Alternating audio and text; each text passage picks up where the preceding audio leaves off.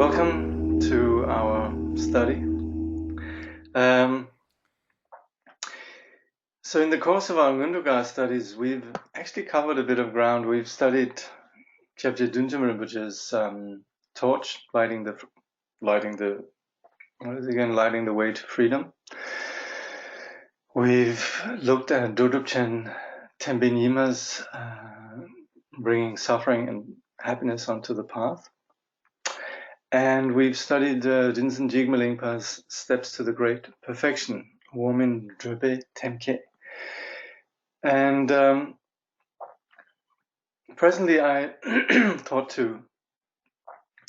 that we could look at this rather short essential pith instruction on the practice of ngöndro, based on Jamyang Khyentse Wangpo's ngöndro text. So this is by Dilgo Khyentse Rinpoche.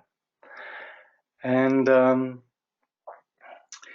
don't know how, it's not a very big book, but I would imagine probably we would use, 10 to 12, I think I've set aside 12 weeks on the webinar. Let's see how we go.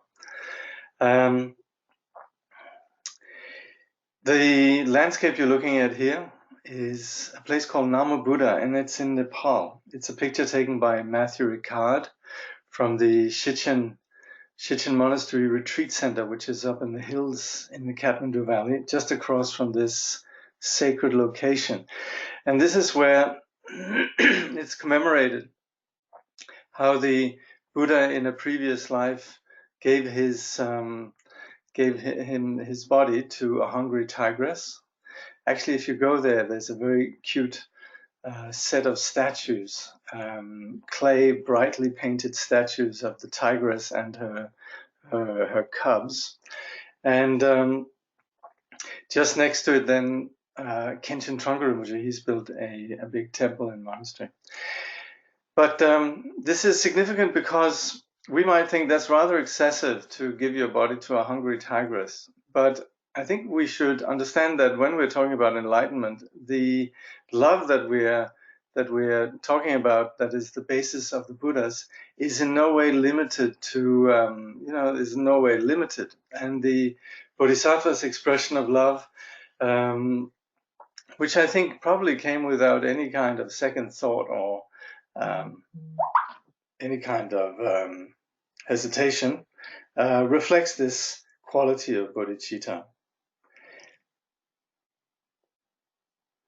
Okay, better record this. So the nature of enlightenment, we could say, is, of course, the elimination of the very cause of the whole misery, which is the confused cognitive dysfunction, the delusional condition that takes the natural, pure, limitless, brilliant mind and all its phenomena, that takes that to be a self and other, that falls into this small place of self and other. And that, of course, is what enlightenment is about, is awakening from that. But its natural expression is love. And this complete lack of reservation and concern. So that quality of love is reflected in this act that we have in the in the Buddha offering his body. And this will be key, of course, in our study here, the spirit of bodhicitta.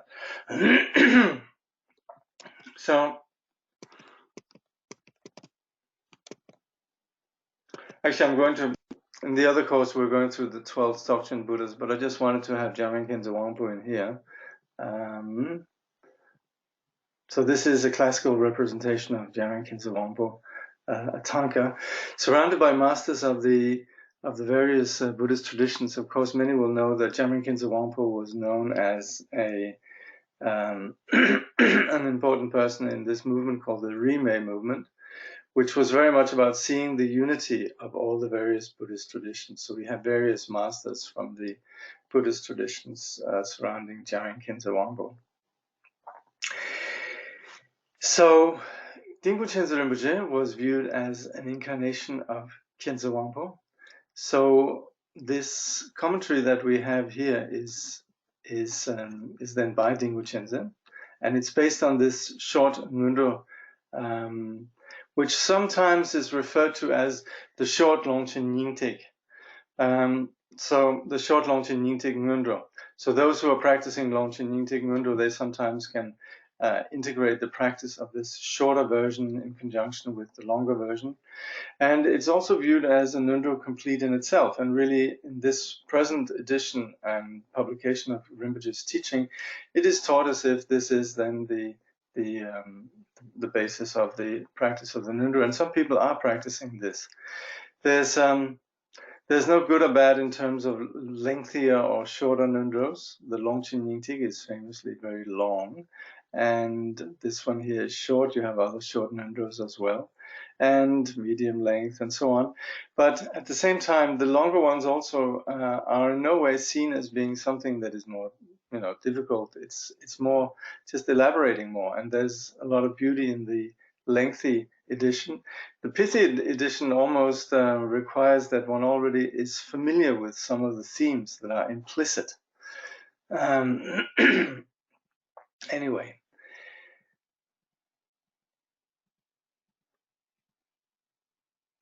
So Khyentse Rinpoche is then this is Rinpoche himself speaking. He says, in response to the needs and aspirations of beings of very different capacity, the Buddha gave a great variety of teachings which can be divided into two principal categories, the lesser and great vehicles. The second of these, meaning the great vehicle, the Mahayana, includes the first, the lesser vehicle, or the Hinayana, and the two are not in any way contradictory. They both lead to liberation and ultimate enlightenment. Now, when we talk about Mahayana and Hinayana, and I think I might have repeated this quite a few times before, Hinayana is a Mahayana term. And so we should really see this more as a doctrinal perspective. So that when we say Hinayana, it's a Mahayana view on essentially the foundations of the path. But it also, because it still operates with the sense of me, and the objective is the first, you could say, spiritual objective, which is to find peace, then it's not seen as being the vision and practice that brings complete enlightenment, because it does operate with this, what we call focus of the individual liberation. But this is not necessarily a bad thing, it's a requirement. And we would say the Hinayana motivation is, first of all, to deal with what we have to deal with in terms of our personal phenomena, our personal stuff. So it is a foundation, and hence also it's seen as not being contradictory to the Mahayana. The Mahayana is, of course, then the vast vision in which there's a complete absence of any objectification in terms of subject-object, the great understanding of emptiness, and also hence not any notion about a personal nirvana, and a complete dedication to the cause of all sentient beings. But these work together, and I think it's always a bit problematic if we were to say, oh, these people here, and then pointing at a place and a culture and a tradition, and say, oh, these are the Hinayana, these are the Mahayana. Who knows what's really going on inside the individual practitioners.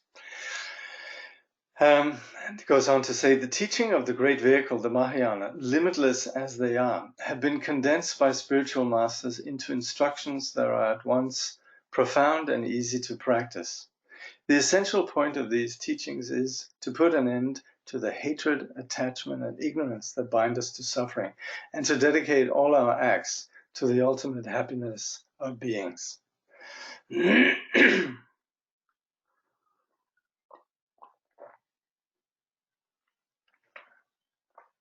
So when we talk about the transmission of teachings, then we have the Buddha's speech, the commentaries, the Shastras, and then also we have what is called Upadesha, or the pith instructions. So the various teachers down through the history of Buddhism, they have then condensed all the various teachings into a way that's easy to put into practice. The point of every Buddhist teaching is to put an end to the delusional practice that comes from this ignorant, deluded condition of believing in a self, which in effect then is all the neurosis of the self, which is attachment to some things and aversion to others, and a general ignorance that is bound up in self-centering. And so as long as we have these, what we call three poisons, then we're bound to suffer.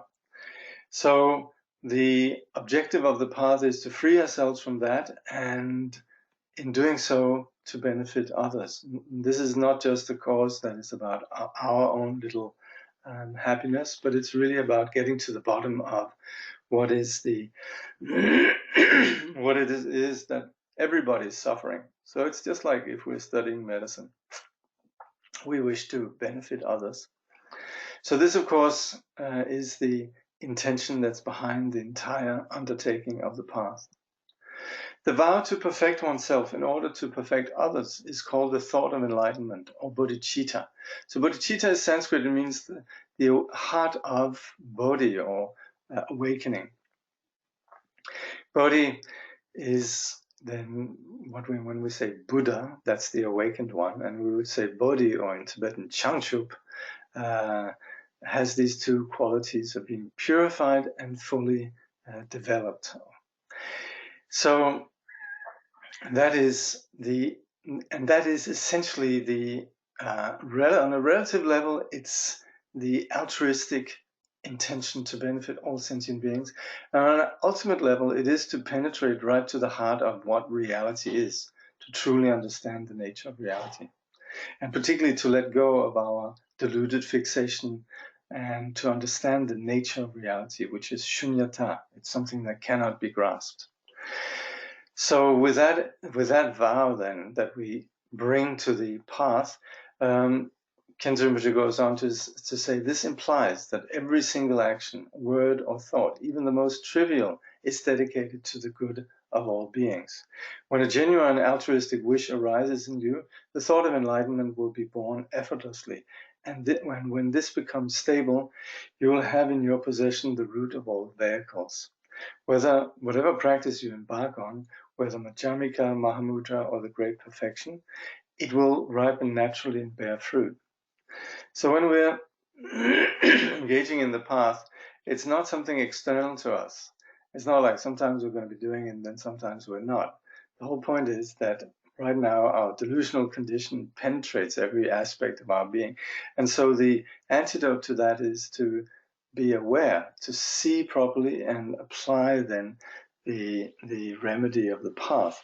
And this, of course, is never limited to one particular time. It's something we do at all times with every physical, verbal, and mental action. Khyentse Rinpoche says, immerse yourself in the meaning of the teachings, day after day, month after month, and the spiritual qualities of a bodhisattva will develop without difficulty, like honey collecting in the hive as the bees go from flower to flower, gathering nectar. So this is really a beautiful image because, bees take very little nectar, but still it amounts to a lot of honey. And likewise then, even though it seems that our practice just from one moment of mindfulness or thinking of the teacher or whatever is insignificant, of course it ends up really leaving an impact, leaving traces on our being.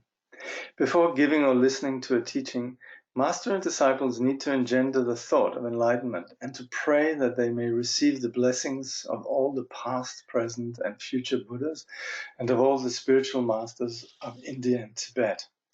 So invoking the lineage is invoking the those who have gone before us, but at the same time, those who have gone before us, they live within us. They're not seen as just external beings, but they in a way are manifestations of enlightenment. And so when we're thinking of them, we're not thinking of them purely in terms of historicity. In the absolute, we understand that They are purely a manifestation of enlightenment that goes beyond time and space, self and other, and as such as abide as the Buddha nature within ourselves. That's in the absolute context. But at the same time, in the relative context, we do think in terms of time and space. And then the sense of historicity and the sense of back then there was such and such a master and so on is very, as long as we're engaged in, as long as we live in this relative reality, it makes a lot of sense to then with great devotion think of these great beings and their extraordinary qualities, what they went through, and not just as something we objectify and idolize as something unattainable, but rather as those who have shown the way, what it is that we need to do. And we should never have that thought that they were so great and I'm so not great.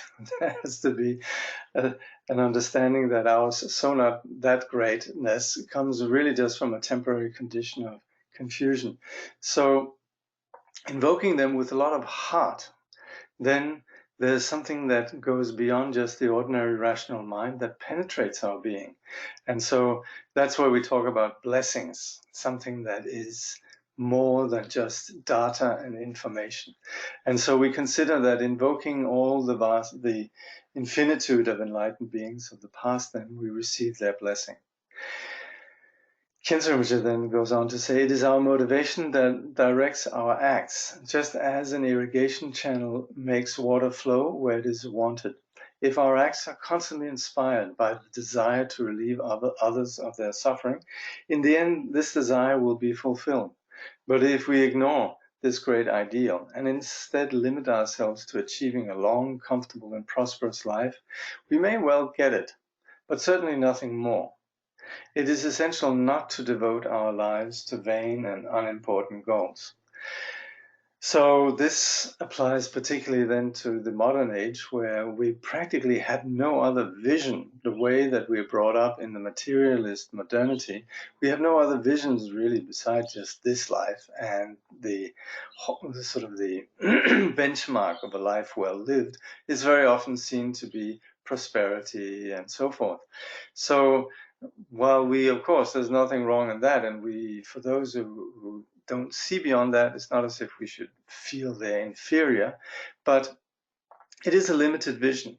And we also all know that we're far better off when we live a life of service and caring for others rather than just serving ourselves.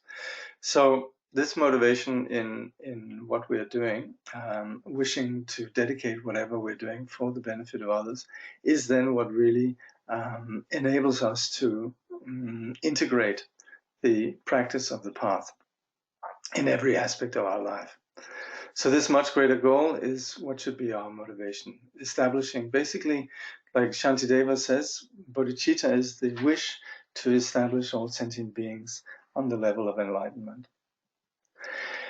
When we take our first steps on the path, we are not yet capable of helping others. To accomplish the good of others, we must first perfect ourselves by purifying and transforming our minds. This is the aim of what we call the preliminary practices, which establish the foundation of all spiritual progress. You may feel like dispensing with these foundations in order to practice teachings that you think are more profound, but if you do so, you're building a palace on the surface of a frozen lake. So the Vajrayana is premised on this recognition that innately our being is primordially perfect. And so the Vajrayana operates with what we call the resultant perspective, that we're taking the result of eliminating confusion as the path. So we're basically taking Buddha nature as the path, the enlightened nature that we have. And this does not require that we realized it, but it does require that we recognize this is truly what is the foundation of who we are and what we are. And so that perspective informs us, and this is what we integrate through the Vajrayana path through what we call the 4 empowerments and so on. But in order for us to get there, we first need to have a theoretical understanding, which is the study of the path, reflecting on it, and engaging in meditation. And then particularly also then the practice of meditation prior to engaging in the Vajrayana path proper, is then what we call ngöndro practice, the tantric preliminaries. And these then condense and essentialize all the foundational practice that are prerequisite. So we have in the preliminary practices everything that really is intended not just to have a theoretical understanding, but really to process our being. Of course, as we, like Khyentse Khyentse, he would often compare the classical interaction with the guru, which is a bit like an apprenticeship, with this non-linear process like you might have in the relationship between a teacher of a particular art, let's say a music teacher, and then the student then apprenticing with this person, and all sorts of things could happen there. The ngöndro, however, is more intended to provide all the conditions that, in the absence of having the immediate proximity of a teacher, then nevertheless, the ngöndro provides all the essential ingredients, the reflections on what is essential, the reflections on the perspectives of our life, and also the understanding of what our potential is, these are the outer preliminary reflections. And then there's the inner preliminaries, which are then the 5 aspects of taking refuge, developing bodhicitta, purifying, accumulating, and then finally then the Guru Yoga practice, which is really the entrance into the Vajrayana proper. To engage in practices like Mahamudra, Dzogchen, and so on, and although they're incredibly appealing, they're very intuitive, and of course they are teachings on the nature of the path, regardless of where we are. Then nevertheless, to engage in Dzogchen and Mahamudra without this foundation, we won't really achieve much more than a sort of a small shamatha vipassana experience. And sometimes if we engage then in some of the more advanced ways of integrating Dzogchen and Mahamudra, then we're really actually establishing something very big on a very wobbly foundation, like Rinpoche says, palace on the surface of a frozen lake. We shouldn't expect it to hold very long and also be of much ultimate benefit. Khyentse Rinpoche goes on to say, here is an explanation then of these preliminary practices. There are 2 parts, the outer or general preliminary practices, and these are then the 4 or sometimes more reflections of precious human rebirth and so on, and the inner and particular extraordinary preliminary practices, the refuge and so forth. So the general preliminaries. Let's see if there's any questions so far. Buongiorno. Good morning. Good. All right. Glad to have you here. So the general preliminaries. The main source of progress on the path is devotion. So begin each session by visualizing in the sky before you or above your head your root teacher in the form of Padmasambhava, resplendent with wisdom and smiling compassionately, seated in the midst of a mass of rainbow light. Now, what's particular about the Vajrayana approach in that it is about engaging the result, the absence of confusion as the path, is that we can't really approach that as a theoretical project. There has to be a very immediate non-theoretical component in that, and that is the presence of the teacher. So with the aspiration to attain enlightenment, we would consider that then the teacher manifests as the answer to our prayers. And so we see the teacher as this embodiment of enlightenment.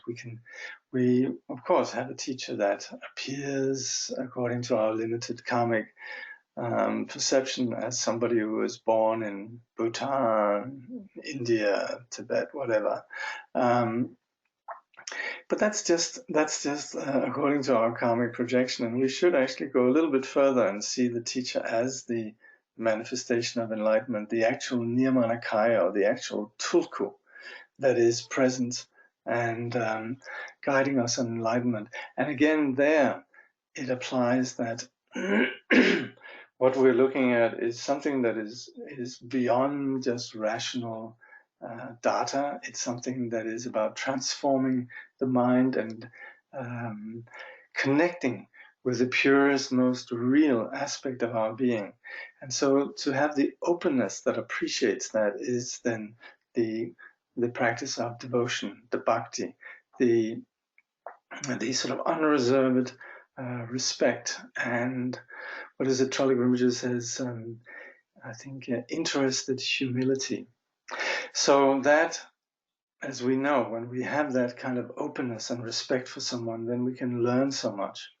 So this runs as a theme throughout the entire Vajrayana, and it's there right from the start. So when we practice the session, even before we get to Guru Yoga, we're already practicing a Guru Yoga of sorts in the outer preliminaries, where we invoke the presence of the teacher. So this is where Vajrayanas, they of course practice meditation like everybody else, but they do have that presence of the teacher and this quality of devotion and blessing as the foundation of their meditation.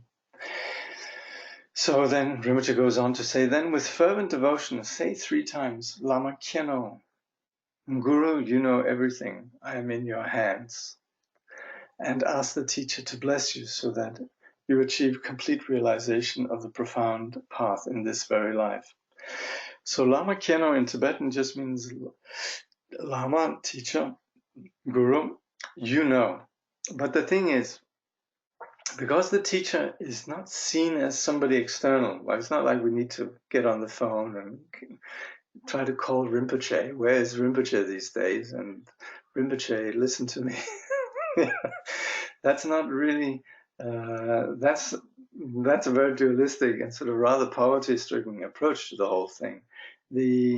Certainly on a very immediate daily practice, then obviously we can't do that. And this is not the point, because what we want to realize is this autonomous condition where we discover the Guru within ourselves. And so from that point of view, then, the Guru is here. That's implicit. But when we say Lama Kyeno, that's also from the point of view, we want somebody to hear us and to know what's going on. And not only knowing what's going on, but also to guide us. That's very often when we call up friends, that's what we want. We want somebody who hears our story and also helps us to sort of find a way forward, right?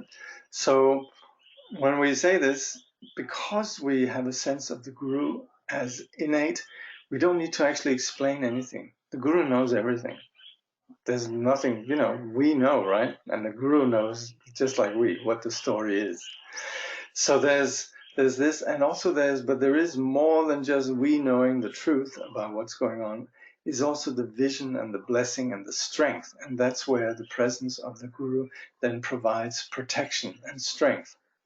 So it is using this duality of there being someone else to actually arrive at this autonomous condition.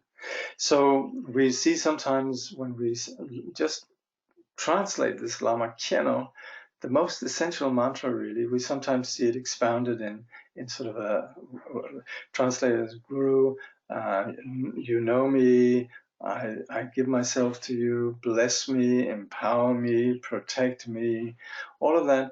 And actually that's all true, because those 2 syllables, Kyeno, they, in this context, they carry all these meanings.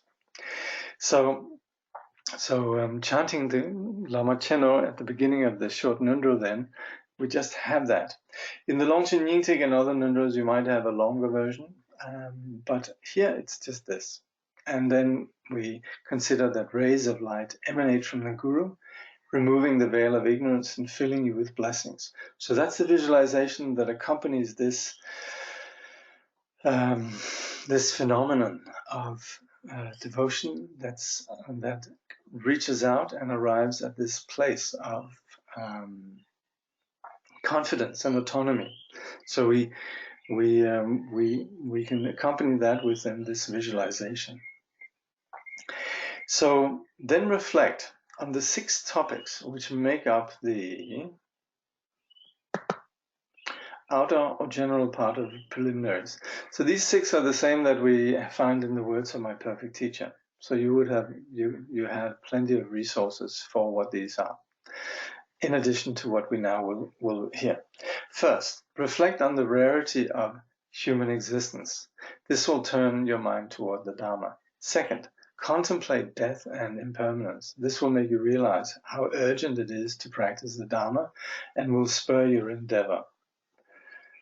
2. Next, reflect on the third topic, the law of karma, of cause and effect, actions and their results, so that you understand clearly how this law works. After that, reflection on the fourth topic will help you to recognize that the diluted condition of samsara is never without suffering. With the fifth, you should recognize that through receiving and practicing the teaching, you can free yourself from samsara and ultimately reach the unsurpassable level of omniscience or enlightenment. That's the benefit of liberation.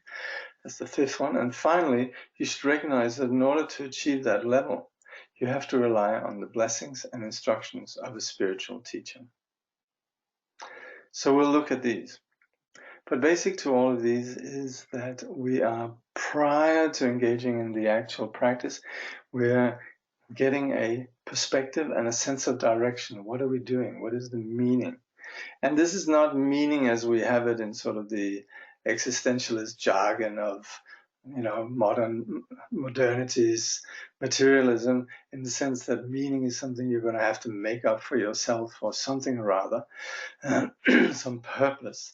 It is actually founded on the science of understanding what is the nature of mind, what is it that drives the illness of samsara, and how do we actually go about curing this illness. And practically the objective is this absence of confusion.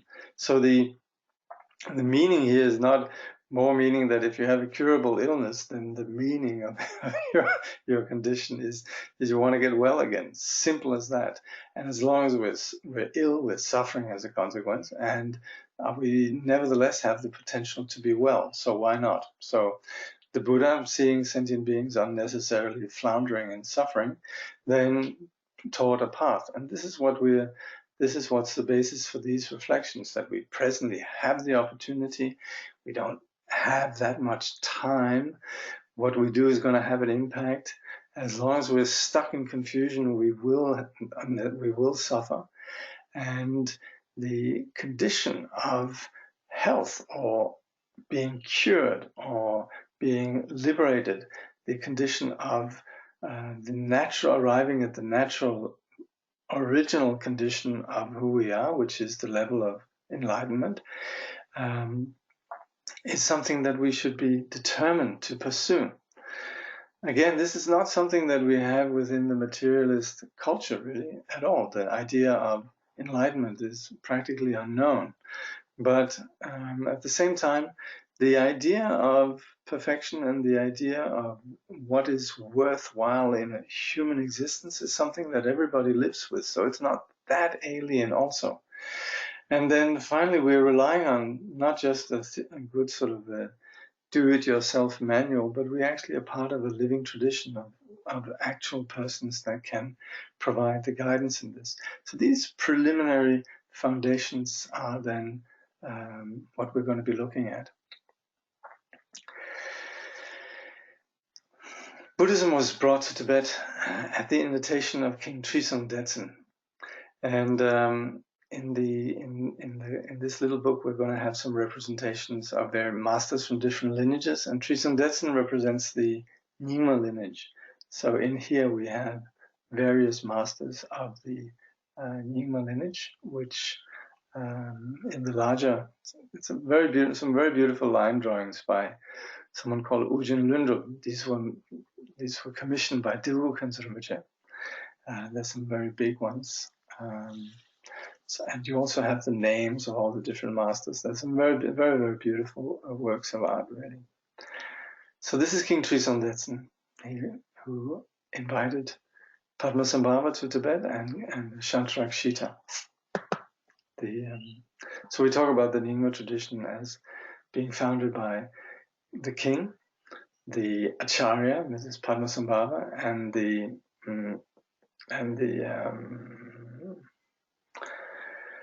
Khenpo, Khen Lop Chösum Kimball, Lubin, yeah, the Kimball, the Abbot, that's the word, yeah. 1. The rarity and preciousness of human birth. Ask yourself, how many of the billions of inhabitants of this planet, and we're talking not just about humans, we're talking about every being that carries a sense of consciousness or self, every little insect. How many of these realize how rare it is to have been born as a human being? Okay, so yes, presumably then it is about humans. But yeah. So anyway, being a human is rare. How many of those who realize this think of using this chance to practice the Dharma? Now, many of us, we do appreciate certainly that we are humans, comparing our situation with those of unfortunate animals, and also we very often compare ourselves to other humans who are suffering tremendously, like refugees, people in areas of drought and conflict and so on. But how many of these then, having thought about that, think of actually then using this opportunity, this leisure to practice the Dharma? How many of these who think about it might actually have a thought about the Dharma? Then how many of these actually start to practice? How many of those who start continue to practice? How many of those who continue attain ultimate realization? The number of those who attain ultimate realization is like the number of stars you see at daybreak compared to the number of stars you can see on a clear night. So it's very rare. But nevertheless, it's presently that we have all the right conditions. So we must persevere in this. There are various kinds of human existence. Some are wasted in ordinary pursuits, and some are used to progress towards enlightenment.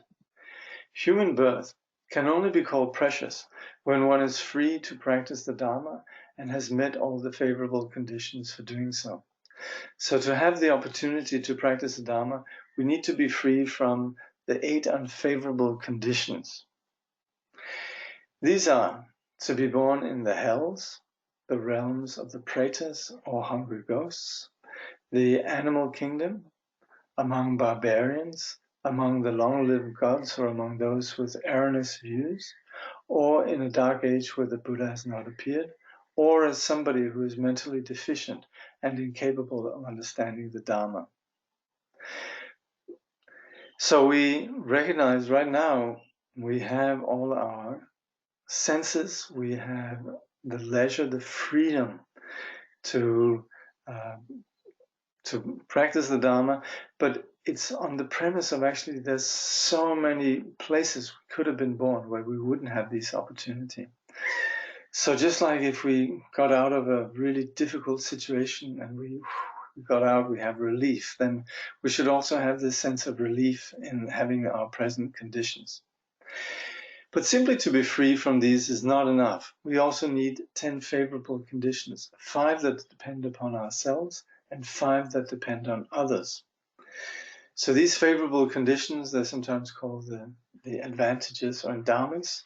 They consist then of, first, Rinpoche says, the 5 intrinsic conditions arising from our own situation, and they are to be born a human being, to be in a place where we can find the Dharma, to have all our faculties, not to live and act in a completely negative way, and to have faith in those worthy of faith. So, having been born a human, then additionally also to encounter the Dharma, to live in a place that has the civilization or the sophistication where the Dharma can be understood, that we have all our faculties that we can understand and so forth. And that we're not prone to or forced to live in a negative way. And then also to have faith, to recognize the value of those that are not confused. We need to be born a human being, as this is the only state of existence in which there is enough suffering to give us an acute desire to be free from samsara, yet not so much suffering that we no longer have the opportunity to free ourselves through the practice of Dharma. So the human condition is said to be perfect, since we have just enough suffering, and at the same time, we have just enough suffering to be able to do something about it. And we're not overwhelmed by it. We have suffering in the human realm, but presently, so having the conditions that we have, then hopefully we are able to practice the Dharma. So we have all the right conditions. We need to be born in what is called the central land, meaning a place where the Buddha's teachings exist. Otherwise, we have no chance of encountering these teachings and progressing along the path. Now, the Buddha's teaching is not easy. It doesn't really lend itself to sort of wishful thinking and just providing an easy way out. It's in no way a easy, simplistic view of reality, but at the same time, it operates with this intuitive appreciation of what enlightenment is. But to be born in a place where this actually has been taught is very rare. We need all our faculties so that we can study, reflect, and practice the Dharma.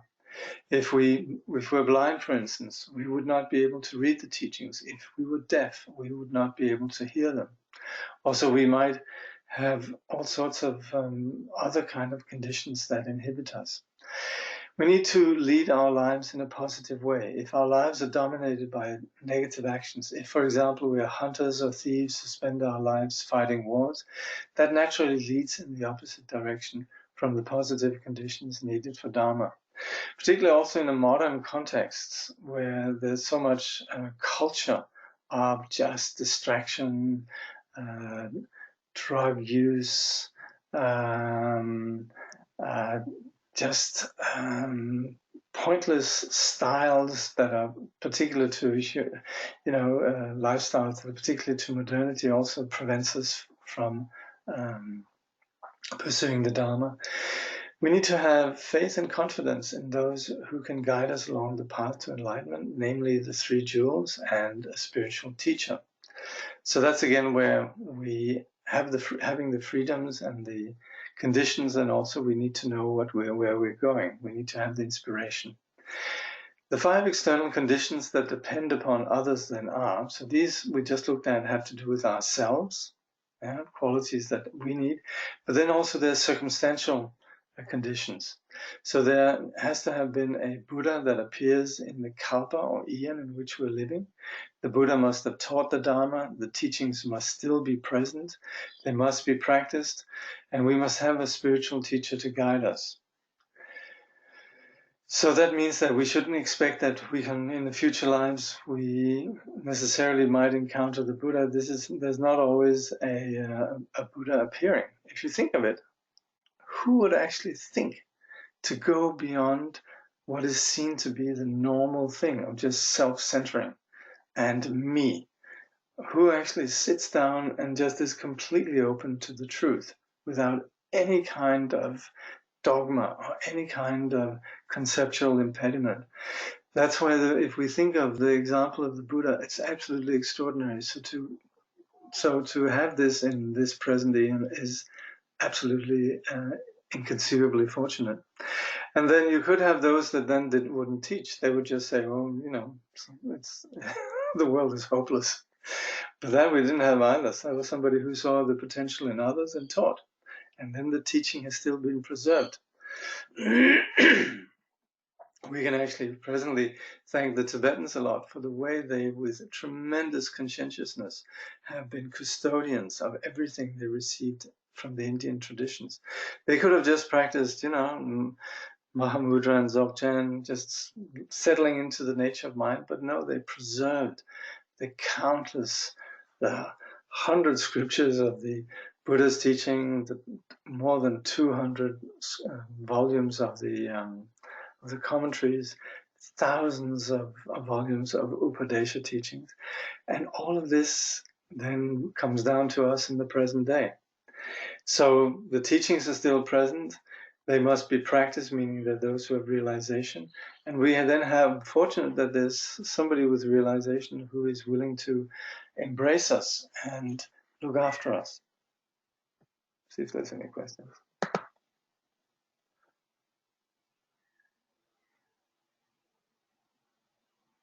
Yes, the Buddha appeared in this Kali Yuga and taught. Yeah. Well, there's somebody who very kindly is asking if you can send donation to your program. Well, yeah, look, go on the website. Siddhartha's Intent actually has a place where you can make donations. Thank you. Yeah, I thought Lama Cheno meant Lama know me. Exactly, that's what it means. It means Lama, you know, like you know everything about me. But it's more than, with the implication here, as I was explaining, there's so much more. If we think we can achieve enlightenment on our own, is the process of Vajrayana not appropriate? Is there any way to relate to the Guru at that point? Should we focus more on Mahayana, such as no self-teachings, looking for it, not finding it, then considering what that might mean for the context of Vajrayana? Well, I would say don't get too much caught up on these definitions. It's more just to understand the profundity of the Vajrayana. But the Vajrayana naturally comes with all the complete teachings on the foundational and the Mahayana teachings and so forth. So implicitly in the Ngondro and implicitly in Vajrayana culture, there is a lot of study of the Mahayana, and also practice, the simple practices like we do, shamatha vipassana, just settling the mind. This actually is like something that runs like a red thread through all the different teachings, just the practice of meditation. So we shouldn't be too worried about approaching the Vajrayana. Vajrayana is good, and in it, then there's also a lot of teaching on the Mahayana. But the Vajrayanas, and also particularly then the Tibetans, have been very conscientious in upholding the Mahayana teachings. So in the Tibetan tradition, you have not just the academic, you don't just have libraries of Mahayana teachings and texts, but you actually have transmission of the teaching itself. So not to worry. It'll come. I hope that answers the question. Is there a way to relate to the Guru at that point? Well, yes, to the Guru in the form of just a spiritual friend. At the Mahayana level, then we have teachers, but it's more we just see them as friends, external friends that are just guiding us on the path. Next question. We can also use the term precious by the act of practicing and not just related with the favorable conditions. Yeah, I mean, the implication of these reflections are that we want to engage in practice. Yeah. I hope I understood that. Is that a question? We can also use the term precious by the act of practicing and not just related with favorable conditions. Yeah, the reflection brings us to practice. So we understand the uniqueness of our opportunity, and we then take the opportunity. So the Buddha Shakyamuni appeared and taught in this Kali Yuga. Yes. So the Buddhas of course appear at various times, but the Buddha Shakyamuni appeared then in what we call the Kali Yuga, when we then would say lifespan is anywhere up to generally 100 years. Yeah, you're welcome. Just wondering, this teaching you're offering is by donation. Is it dana for you, or does it go to SI in general? Look, I'm looked after. Please make donations to SI in general. That's a very good cause. So if you want to make donations, go on the website. There's a place there, and it goes to all the wonderful things that SI is doing. SIA. I mean, I'm not sure about the length of the Kali Yuga, so I wonder about the confluence of the teachings. Well, actually, we would say Kali Yuga is then at the end of the 4 yugas, the 4 times, and it's been a while. Yeah, it's been a while that we have this length of life expectancy that we have now. But yeah, so Gosh, I'm not sure exactly how long the Kali Yuga is said to last. There are some places where these things are discussed, where they're discussed.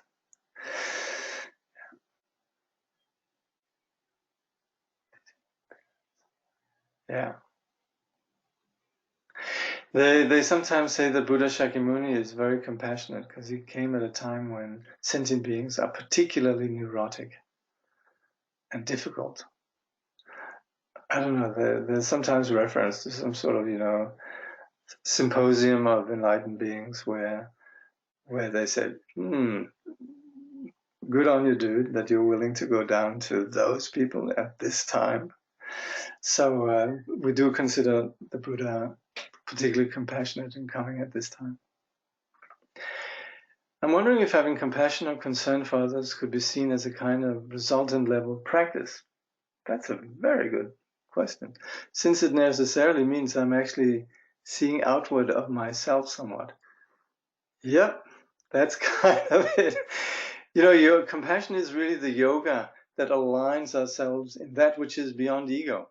We have naturally egolessness. It's the core of what we are. And everything we're doing with the discipline of the path is really just aligning ourselves with that innate condition that is the condition that is the resultant level. That is, we're connecting with the resultant, level of what we truly are. Yeah, very good. When calling Lama Kyeno and then imagining the rays of light emanating from Guru and filling us with blessings, I don't visualize very well. I do feel more. How do I work with that if I'm not good at visualizing? Also a good question, and that's also why I was saying before, we're not more talking at the level of phenomenology, if you like, or experience. And so what really is key to this is the sense of the teacher is there with us. We have the sense of sanity as basic to who we are, and also it's invoked with the presence of the teacher. So if you visualize the teacher and you have a sense of the teacher's presence, you could be physically in front of the teacher and not really be there. We think of the Dalai Lama, we think of our teacher, we think of somebody who embodies sanity. And the moment that we're thinking of them, they're really there. They're actually as much part of us as anything could ever be. So the proximity and the presence of the teacher is then what enables us to have a connection to a sanity that lies beyond our neurosis. And so with that, then, there is the relying on teacher, there's a sense of the presence of the teacher, and so all of that operates without any particular visualization. It's really just that sense of somebody there caring for us and representing that which has strength, wisdom, and compassion. And so it's then from that point of view, the visualization could more be something that just arises spontaneously. But the main thing is really the presence of the teacher. Yeah. Okay. I hope that makes sense. All the various visualization practices we're doing, they're really just bringing home experience. So they can, a bit like the previous question, they're resultant level practice because they enable us to see or visualize or connect with an existing purity. And so that's sometimes imagination in terms of shape, form, color, and so forth can be very helpful. But it's not the objective as such. The objective is really the experience. So, but visualization can be quite helpful. So gently work with the mind, and then visualization sort of comes along. But it's not the objective. It is the main thing is the devotion, the confidence, the sense of presence of the teacher.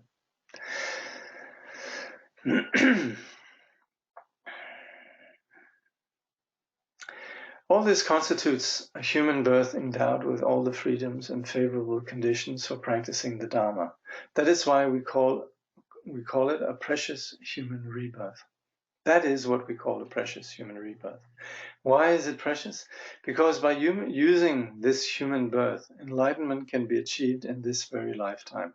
All the great accomplished beings of the past were born ordinary beings, but by entering the door of the Dharma, following a realized teaching, and devoting their whole lives to practicing the instructions they received, they were able to display the enlightened activities of great bodhisattvas.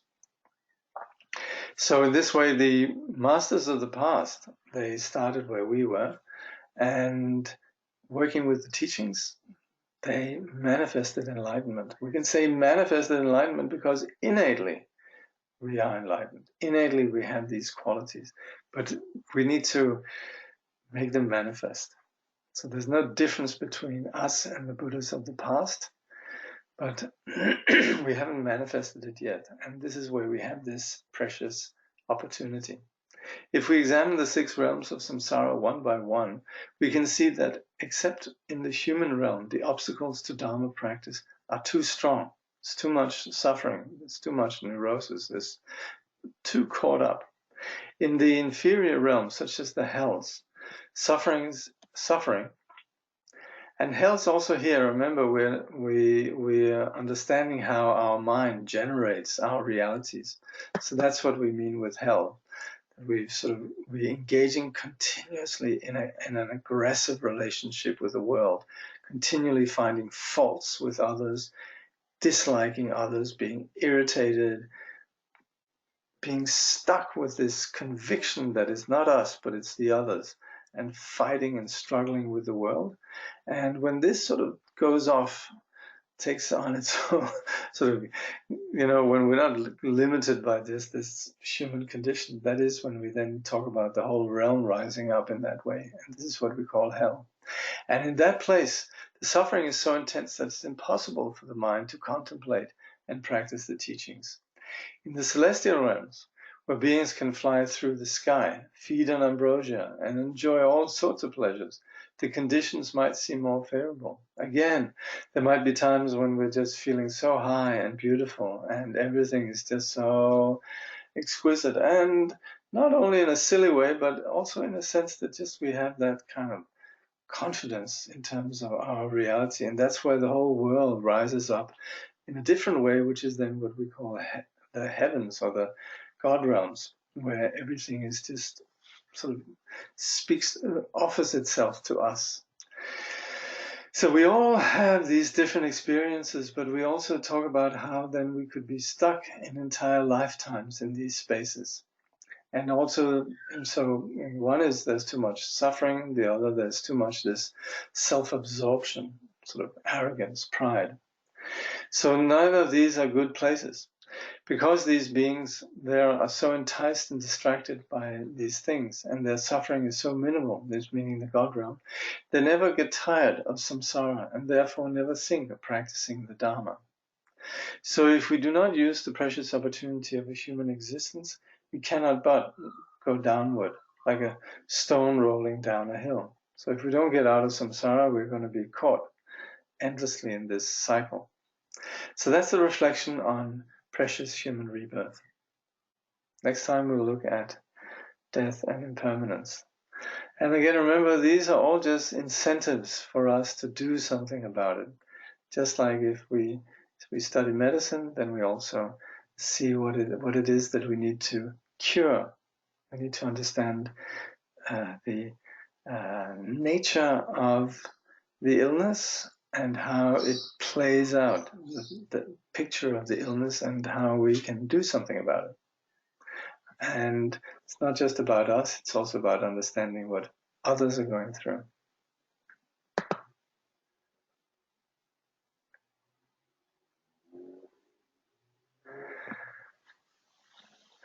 Yeah, someone says it's good to reflect on these fundamentals. Very often we say that the sign of great practitioners is actually the more your practice advances, the more you actually, these fundamental reflections become more and more, relevant, immediate. Kyentse Rinpoche, he very often voicing completely voicing the attitude of many of us beginning students. He would say how when he was young and Dilgo Khyentse Rinpoche, he would talk about these fundamentals for like half the session. And he would just like, when are we going to get to it? And he now realizes how the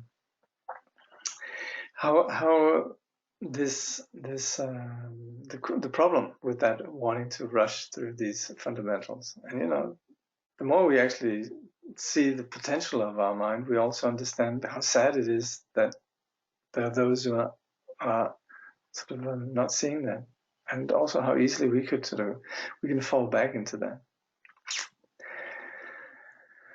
All right, I guess that's it. Thank you for joining.